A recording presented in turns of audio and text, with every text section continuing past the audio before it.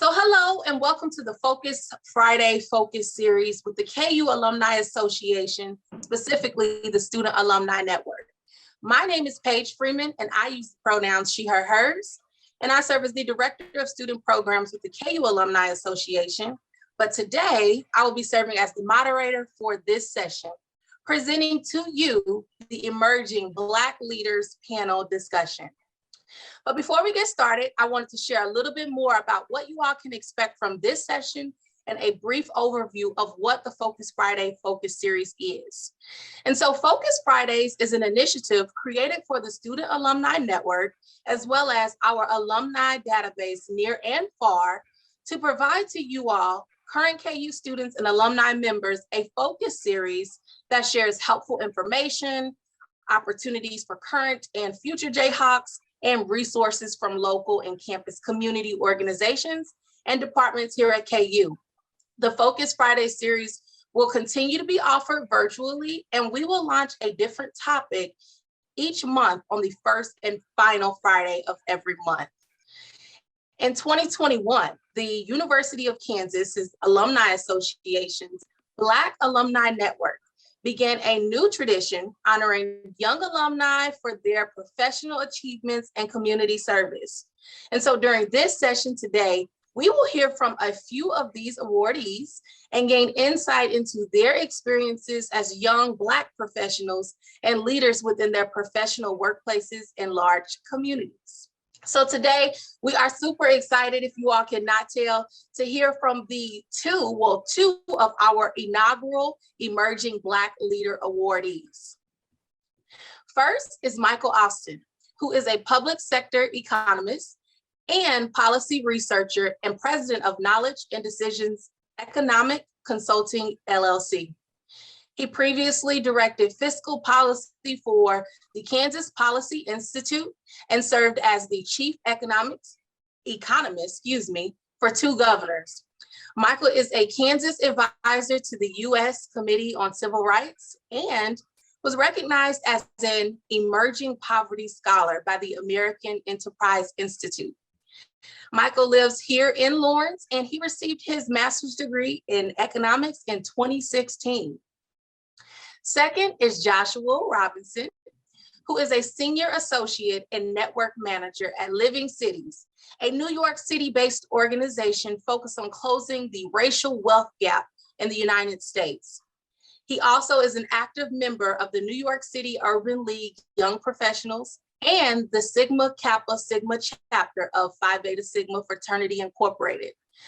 Joshua lives in New Jersey and received his bachelor's degree in journalism in 2016 and his master's degree in public administration in 2018.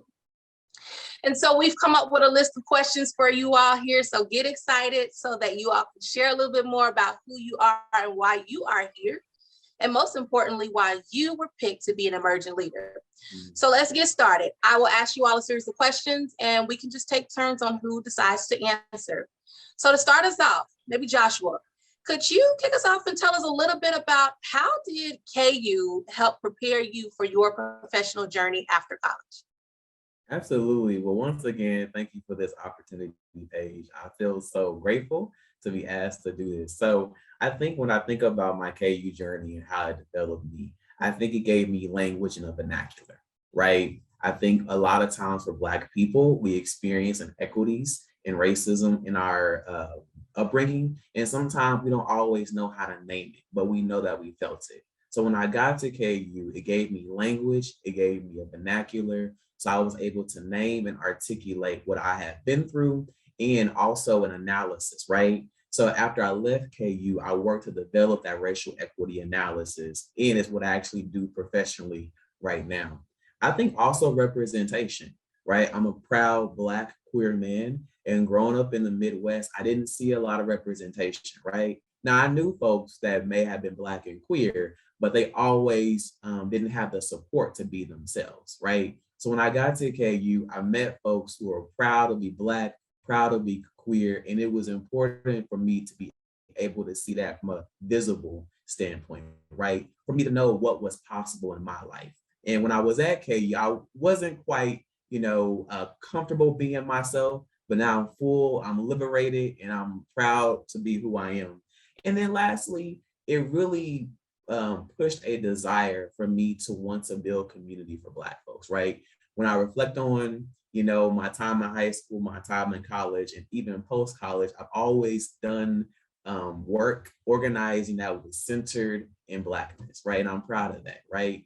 And so when I got to KU, those were things I was actively involved in. And post my KU career, I'm still involved in. So when it comes to the development, and what KU did for me, representation, giving me language, giving me a vernacular, and also solidifying my love for Black people.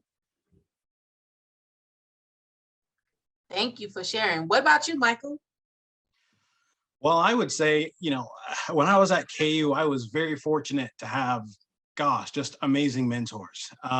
These were individuals that understood that the best way to learn was, applicability to real world events.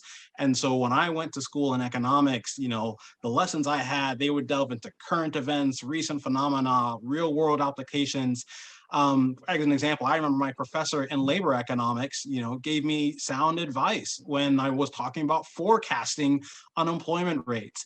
And so once I graduated, and I decided to take my trade in economics to the public sphere, what I really learned at KU made it as smooth as possible to make it one of the best transitions I've ever had. And so when I kind of think about my role and the things that I most enjoy, I would have to say education. They say that you never really know a subject, you never really know, anything until you have to teach it to someone else.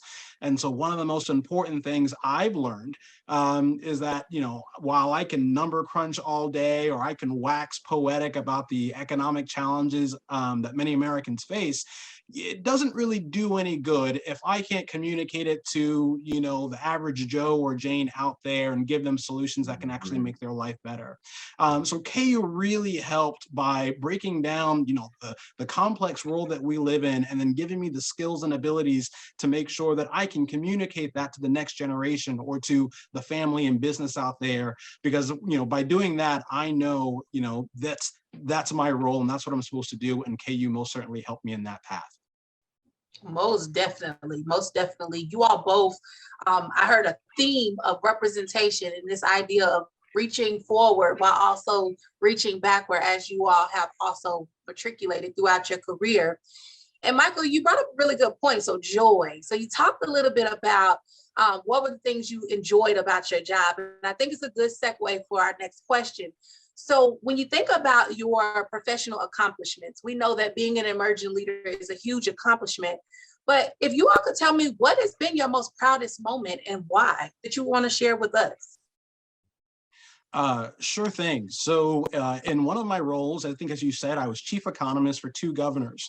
And while I was working in state government, one of my roles, was analyzing tax impacts of income tax proposals. Very dry, very boring, I can understand. But I hope this story will kind of communicate how effective and proud I am of this particular achievement. So back in late 2017, I had an amazing opportunity. So I think in December 2017, Congress had passed the Federal Tax Cuts and Jobs Act. It was a sweeping, massive income tax and corporate income tax package that just made big changes across, the federal landscape. And at the time, I was chief tax analyst for the entire state government. So it was my job to take that federal law and, figure out how that was going to affect every individual family, every individual business, any other organization. To get that job done, I had to gather a team of economists, attorneys, auditors, and we compiled a massive report, detailing every single line of that federal law, how it connects with Kansas state law, any possible conflicts, any potential remedies, whatever the fiscal impact is. We had to make it as comprehensive as possible. Then I took that report and I testified it to the Kansas legislature, joint tax, House and Senate tax committee. And I laid some foundation for potential work. And because of that work, the Kansas legislature decided to take my report, to take my testimony and actually implement some changes to Kansas state law for their own purposes, for their own goal. But just knowing that, you know, my skills and abilities led to a measurable impact for Kansas families and businesses, it's the most honorable thing I could ever be proud for. Amazing. I have no words for that. Go ahead, Joshua. No, Michael, if you saw my face, that is awesome. And I love how you said that, making that impact. For me, my career has been in municipal government, and I'm working for my first nonprofit. And Living Cities, we're an organization that, as Paige, as you mentioned in the bio, we're working to close the racial wealth gap, right? And we believe the gap has widened because of lack of homeownership and lack of entrepreneurship and those opportunities to Black folks in our society, and also education opportunities as well.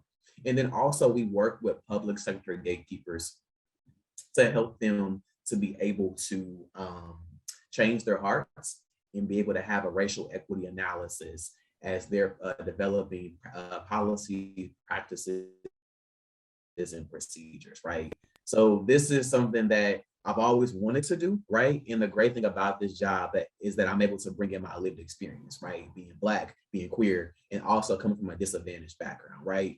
Because when we talk about providing social services to communities of color, right, we have to understand that with housing, with food insecurity, with education, with healthcare, we have to address it in a very specific, unique way, right? And so for me, bringing in my lenses of being Black, being queer, coming from a disadvantaged background, it helps to contribute to how we're able to address those inequities and be able to help have a quality of life for Black and brown people where they're not only surviving, but they're thriving, right? And so that is one thing I love about my current role. I enjoy doing it. And it's something that, and also having Blackness centered, right? A lot of organizations don't always center Black folks. And so it's an honor to be able to be in an organization where Blackness is centered. I can bring my pro-Black self to work and everything about me as well too. So. Most definitely, most definitely. I love what you said, Joshua, about the goal is to thrive and not just survive as Black people. And because this session is honoring and centering Black experiences and our emerging Black leaders, I now want to flip it. And we've talked about the proudest moments and the things that have brought us joy. But we know that sometimes being Black is great, but it can also be challenging, and you can experience some challenges within the workplace. And so the next question I really want to share with you all is, can you just talk a little bit about what professional challenges or a challenge that you have experienced related to one of your held identities, or at the intersection of them both? This could be in regards to your workplace or throughout your professional experiences outside of your workplace. Yeah, so I think, for me, early on in my career, I struggled with this term we call in anti-racist work, internalized racial inferiority, right? And it's the idea that Black folks and other folks of color, that we internalize the racist ideologies that have been placed upon us, and we then perpetuate them. One that I really struggle with is feeling that I was inferior to white folks, right? Feeling like I was not good enough and feeling like I could not compete, which was totally not true. But I think we live in a society that has conditioned Black folks, particularly Black women and Black queer folks, to feel like we're not good enough. So early on in my career, having to go work through being Black and being young and being queer and trying to figure out where I fit in and should I challenge authority, right? And really working through that internalized piece. And I think that on my anti-racist journey of being an anti-racist and working through racial equity and doing this work, I was able to heal from racism and homophobia, right? Mm-hmm. And realizing that a part of racism was to make Black folks feel inferior, right? And so as I worked to undo racism in our systems and our institutions, I had to liberate myself, right? And realize that, within the workforce, there's no reason that I should feel inferior.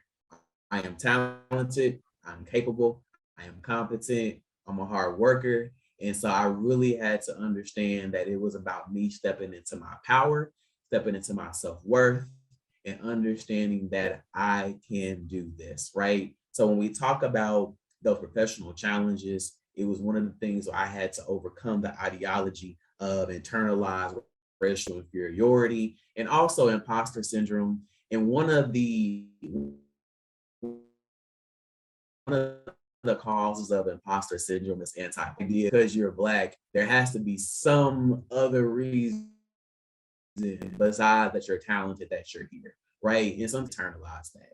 But through therapy, through doing anti-racist work, through undoing do working to undo racism, I was then able to discover my power and not feel inferior to anybody. Now that is such a beautiful thing and such a freeing feeling when you reach that point. So yes, definitely. What about you, Mike? Well, I consider myself pretty fortunate, to live in a time and live in a place where most of my professional, challenges that I've faced, I don't think had anything to do with either my race or my gender or my collective identity. I can think of many challenges and obstacles that I've faced in my young professional career, and I think that it's largely stemmed from me being a big risk taker. I fail constantly. I really do. I can't tell you how much I do fail, but you know what? I learn from it and I continue to try again. As an example, as you of course noted, I have my economics degree from KU, but what you may not know is that I couldn't get into an economics grad program. I tried applying to one, not KU, and I couldn't get in. And the reason I couldn't get in, it was not because of my, race or gender. It was because I didn't know enough mathematics, right? And so, understanding, I wouldn't necessarily call it my weaknesses, but most certainly things that I can improve upon. I was able to target it, isolate it, and of course work to make it a strength instead of a weakness. So as an example, that application to grad school, I went back to my undergrad and I took 2 years of calculus, basically a pre-engineering major, right? Just so that I could make sure I had, all the boxes checked and I was the best student that, any school would most certainly have. And I applied back for my graduate program. And not only was, they gave me the offer, but I was able to have my choice of what school I wanted to go to. And of course, I decided to go to KU. Any job I've held, any project I've undertaken, it has been the result of me taking inventory of my skills, taking inventory of my abilities, and leveraging them to the best of my ability. Doesn't mean that I, get everything that I most certainly, achieve, but I've gone from an economic intern to chief economist for 2 governors to running for office to now starting my own business under my own power with the support of my family, friends, and my mentors. And that's because, I believe that we all have these opportunities that are laid out in front of us, and we all have obstacles. But what makes the difference is that when you do fail, and you will fail, do you have the ability to get back up and try again? I was about to start saying, get back up and try, Leo, but no, we're not gonna go there. But I love what you said about risk taking. I don't think we talk a lot about risk taking and what does it mean as a Black person taking risk, and also honoring who may have came before us that took risks to pave the way for us to thrive and not just survive, like you mentioned, Joshua. So this leads perfectly into my next question. We are still honoring and celebrating Black History Month. And so I pose to you all, when thinking about risk takers, who has impacted you as a emerging leader, a Black person, who has impacted you in a significant way, and why? So, yeah, no, thank you for that question, Paige. I would say James Baldwin, right? James Baldwin was a Black queer intellect, and he spoke about the inequities that Black folks face in our society, right? And he spoke about not conforming to what the system wants you to be and not putting yourself in a box, right? I think we're all conditioned and socialized to be a certain way, particularly Black folks. And I think that in my liberation and from reading James Baldwin's work, I was able to step out of that box and do what's best for me, right? And discover my liberation. I think that in the work that I've done in city government, one project I'm really, really proud of, and I kind of kept James Baldwin in my mind, was I had an opportunity to do an LGBTQIA plus study, right, for the city of Austin. And basically with the study, it was about collecting qualitative and quantitative data on the LGBT community. And really what we wanted to do with that was center Black folks within the LGBT community, right?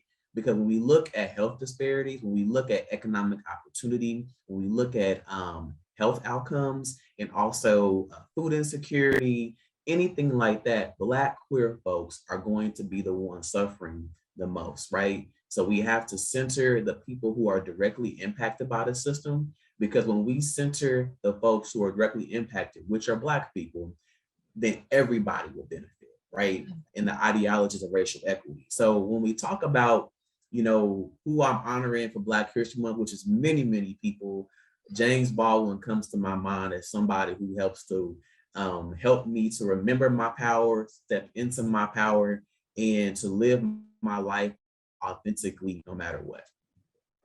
Most definitely remembering the why.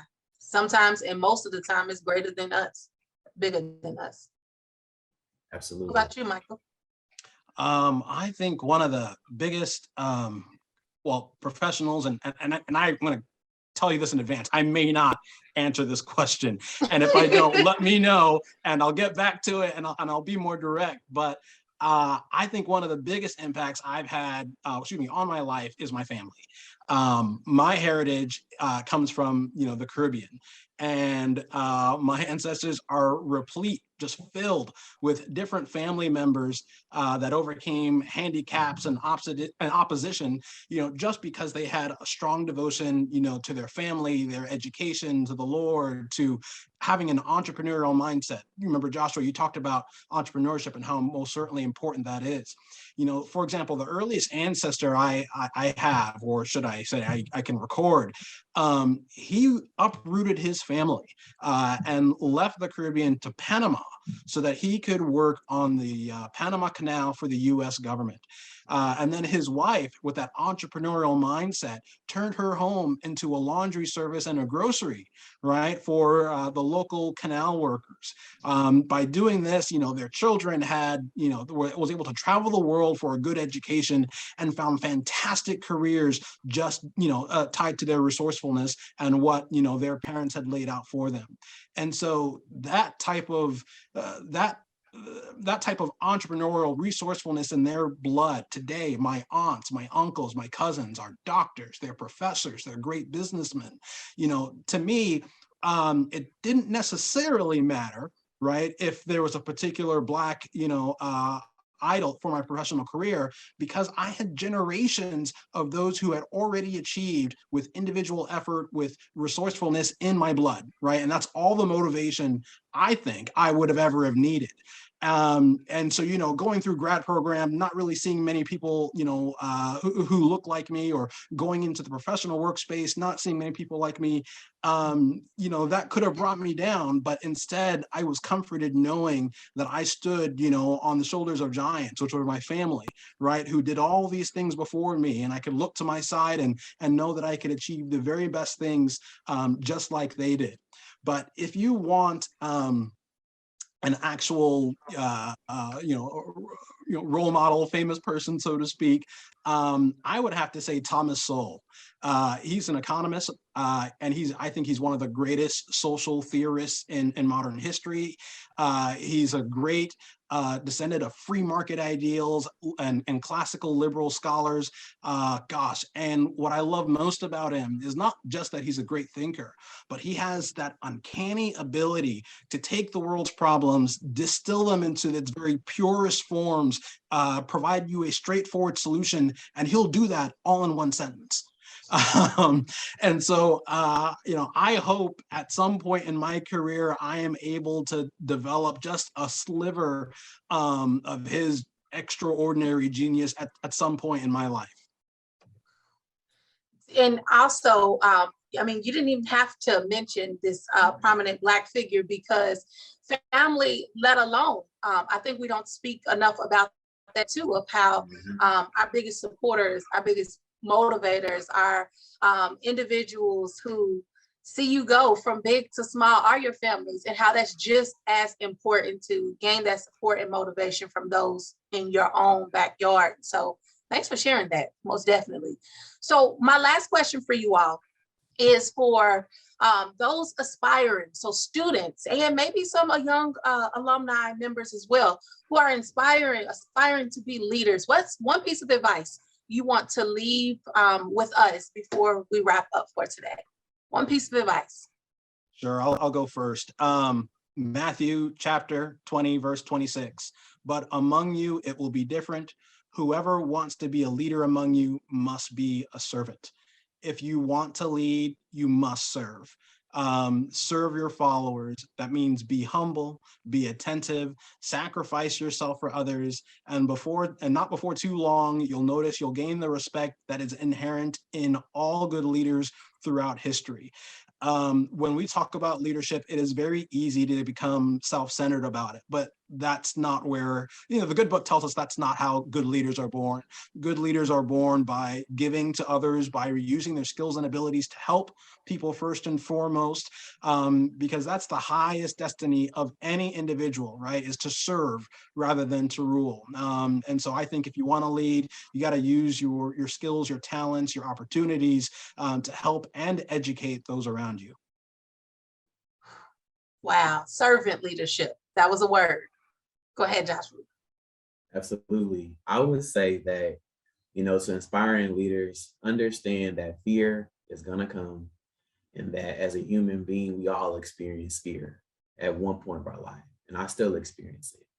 But when you experience fear, I want you to study it, become friends with it, organize around it, walk with the fear, and that on the other side of fear is something beautiful that you deserve to experience and have, and that your talents and your strengths will always outweigh your weaknesses, and they will make room for you. And that with fear, understanding that your purpose is bigger than your fear, and definitely leading with that. And that if we allow fear to get to us, it can become a crutch and an obstacle from stopping us to achieve our goals and experiencing joy. And when I reflect on my life of being Black and being queer and having fear about living my life the way I live it now, and sometimes I still have a little fear, but I'm thankful that I was able to push through it because I've been able to help a lot of people. And that, there have been a lot of proud Black queer men who came before me who have made it easier for me. And so my goal is to do this work, close these racial wealth gaps, create spaces for Black queer folks, that for that young Black gay little boy growing up who has a level of insecurity and some uncertainty, that it's going to be better for him as he continues to grow and continues to find his liberation. So I would just tell inspiring leaders, no matter who you are, what intersection you're at, that don't allow fear to become a crutch, but use it, study it, embrace it, and get to what the Most High has for you. Most definitely. I am just in awe. As a fellow Black professional, my cup is full. My cup is full from the insights that you all were able to share with us. So I just want to say thank you, Joshua. Thank you, Michael, for your vulnerability. I know talking about who you are and what makes you this emerging Black leader also comes with challenges of being able to truly live in your authenticity and share that with the world. So thank you all for just sharing who you are, what you took from your KU journey, and have honestly poured into the world that we live in, and what makes you, this emerging Black leader. We celebrate the work that you all are doing as professionals in this field, and the impact that you all are making, not only in the world, but to our very own JHA community. So just thank you all so much. This has just been a joy. And to wrap us up in closing, we just want to share with all of our viewers here that, remember, we will launch a different Focus Friday series with a different and new, refreshing, timely, and relevant topic on the first and the final Friday of every month. And so please visit with us next month for another honestly popular and well-needed topic. If you want to visit this video again or want to know more about these lovely individuals and this specific session, please visit our website at kualumni.org.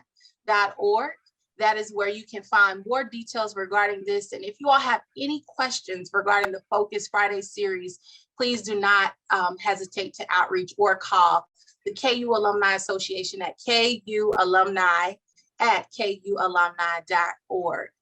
Again, we thank you all for tuning in and viewing, and thank you to our lovely keynotes here today, and rock chalk, everybody. Rock chalk Jayhawk. Thanks, everyone. Thank you. Take care.